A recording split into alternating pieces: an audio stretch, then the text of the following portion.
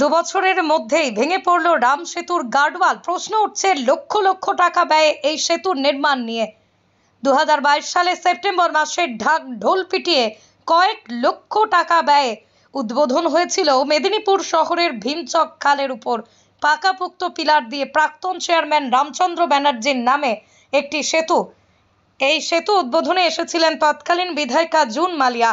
তড়িঘড়ি মেদিনীপুর পৌরসভার 15 নম্বর ওয়ার্ডের উদ্বোধন করা হয়েছিল এই যোগাযোগের মাধ্যম এবং সঙ্গে একটি জনসাধারণের জন্য পাবলিক টয়লেট এবং ফেন্সিং দিয়ে ঘিরে ফেলা হয়েছিল। টয়লেটটিও ভগ্ন দশায় পড়ে রয়েছে, যে কোনো মুহূর্তে চলে যেতে পারে জলের তলায়, এরকমই অভিযোগ করছেন স্থানীয় সহ বিরোধীরা। এই ঘটনায় কটাক্ষ করেছে বিজেপি মুখপাত্র অরূপ দাস বলেন, আমরা তখনই এর প্রতিবাদ করেছিলাম, কিন্তু শোনেনি মেদিনীপুর পৌরসভা প্রশাসন। আমরা এর পাকাপোক্ত মেরামত এবং সঠিক কাজের রূপায়ণের দাবি করছি। চোখে ঝাপসা দেখছেন?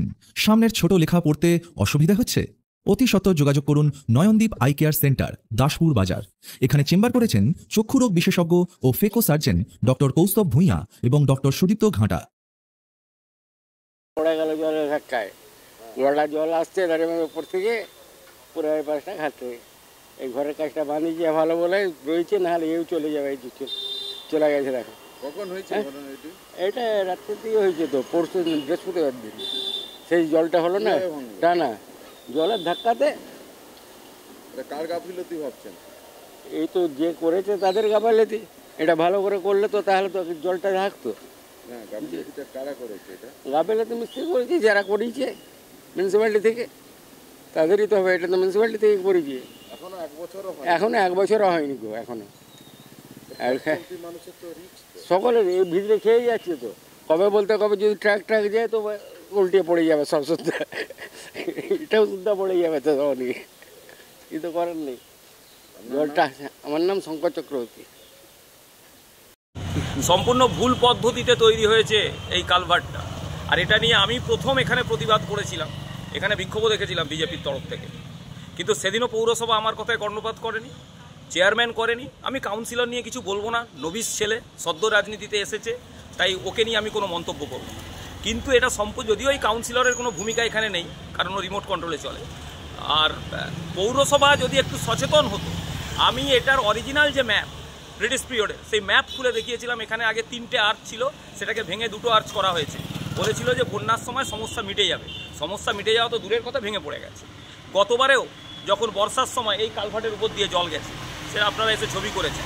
আজকে সম্পূর্ণরূপে পৌরসভার ব্যর্থতা, এর দায় পৌরসভাকে নিতে হবে। এখানের বাড়িও কিন্তু ডুবছে, শুধু তাই নয়, দেখুন কোনো ড্রেজিং না হওয়ার ফলে জল উপচে আসছে। আজকে যে ভুল পদ্ধতিতে বানানো হয়েছে এবং পুরোপুরি প্রক্রিয়া যে ভুল ছিল, সেটা কিন্তু সেদিন আমরা প্রতিবাদ করে জানিয়েছিলাম, সেটা আজকে প্রমাণিত এই দেওয়াল ভেঙে পড়া নিয়ে। এর দায় সম্পূর্ণরূপে পৌরসভা এবং চেয়ারম্যান। বছরের মধ্যে ভেঙে পড়লো গার্ডওয়াল। না, 2 বছরের মধ্যে নয়, আমাদের ব্রিজ সুন্দরভাবেই আছে। রামচন্দ্র সেতু, সেখানে তার পাশে একটা গার্ডওয়াল ছিল।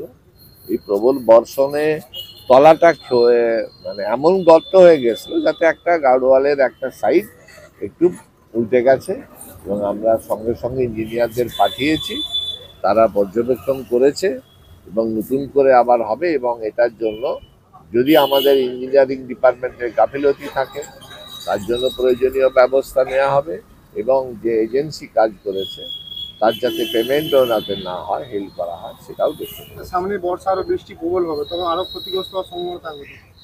আমরা এই বর্ষায় তো আর রিপেয়ার হবে না, বর্ষার পরেই করতে হবে। বর্ষার সময় কোনো ভালো কাজ হবে না।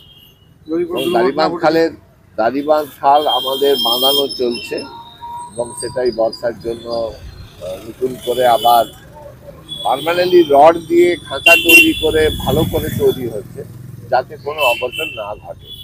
আরেকটা বিষয় হচ্ছে যে